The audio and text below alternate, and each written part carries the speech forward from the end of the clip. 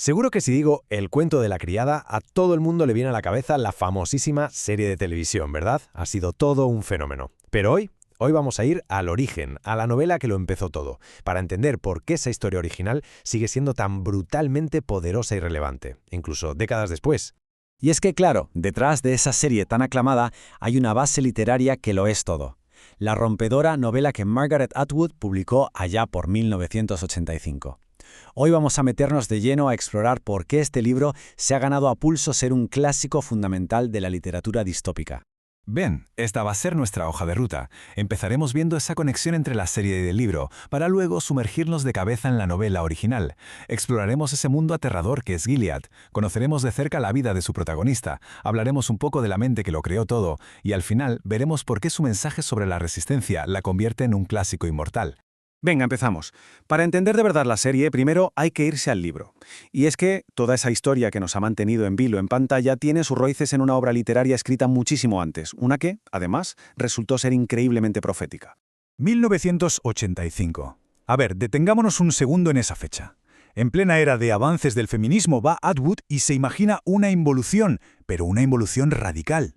Creó una distopía que, de formas que ponen los pelos de punta, sigue dialogando con debates que tenemos hoy mismo sobre derechos reproductivos, sobre teocracia. Por eso es una pieza absolutamente clave para entender la ficción distópica moderna. Ahora sí, vamos a adentrarnos en el mundo de la novela, la República de Gilead. Un estado dictatorial que Margaret Atwood construyó con una precisión de verdad escalofriante. Y ojo, basándose en precedentes históricos totalmente reales. Gilead es, en esencia, una teocracia totalitaria que se levanta sobre las ruinas de lo que fue Estados Unidos. Todo se rige por una interpretación retorcida y ultrarrigorista del Antiguo Testamento. Y en un mundo que sufre una crisis de fertilidad tremenda, la capacidad de una mujer para concebir se convierte en el recurso más valioso del Estado. Y claro, en el más brutalmente controlado. Y aquí está la base de todo, la opresión sistémica de Gilead. A las mujeres se les arrebata absolutamente todo, su identidad, su autonomía, su futuro, todo. Las pocas que aún son fértiles, las que llaman criadas, ven cómo su valor como persona se reduce a una única función biológica. Se convierten básicamente en instrumentos ritualizados al servicio del régimen.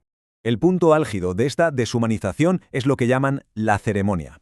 Esto no tiene nada que ver con la intimidad. Es un ritual frío, mecánico, terrible. Es la máxima expresión de cómo el Estado se ha adueñado de los cuerpos de las mujeres, robándoles no solo su autonomía, sino también el fruto de su vientre. Es tremendo.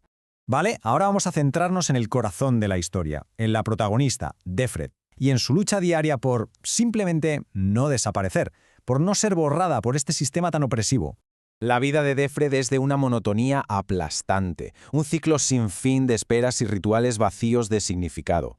Su identidad ha sido eliminada por completo. De hecho, su nombre, Defred, significa literalmente propiedad de Fred, su comandante. Así que su lucha no es solo por sobrevivir físicamente, es por mantener viva a la persona que era en su interior. Y aquí está una de las grandes claves de la novela, que experimentamos toda esta opresión a través de los ojos de Defred. La narración va saltando constantemente entre su presente, que es una pesadilla, y los recuerdos de su vida anterior, el tiempo de antes, como ella lo llama. Estos flashbacks crean un contraste brutal que hace que la pérdida de la libertad sea increíblemente dolorosa y muy tangible para quien lee el libro. Entonces, ¿quién fue la mente visionaria capaz de crear un mundo así? Vamos a conocer un poquito más a la autora, a la gran Margaret Atwood. Es que Margaret Atwood no es solo una novelista, es poeta, es crítica literaria y una destacadísima activista por los derechos humanos. Y toda esta profundidad intelectual y este compromiso social son la clave para entender su obra. Por ejemplo, su gran conocimiento de la historia puritana de Estados Unidos le sirvió para construir los cimientos ideológicos de Gilead. O sea, no es casualidad que creara una distopía tan compleja y con tanta carga política. Llegamos al punto crucial. ¿Por qué un libro escrito en 1985 sigue resonando con tantísima fuerza hoy? ¿Por qué se considera un clásico fundamental que hay que leer? Aquí está la clave. Esta cita de la propia Atwood lo resume todo. Es el mensaje central de la novela. A pesar de la opresión, de la oscuridad total que es Gilead, la historia es, en su núcleo, un relato sobre la resistencia. Pero ojo, no una resistencia de grandes batallas, sino la resistencia silenciosa, la de la memoria, la del lenguaje, la de la pura voluntad de sobrevivir como individuo. Y esta es la pregunta que la novela nos deja flotando en el aire, la razón por la que sigue siendo un clásico tan vivo. Nos obliga a mirar a nuestro propio mundo y a preguntarnos qué cosas damos por sentado, cómo se defienden las libertades y qué forma toma la resistencia en nuestro día a día. Una reflexión que, desde luego, la convierte en una lectura absolutamente esencial.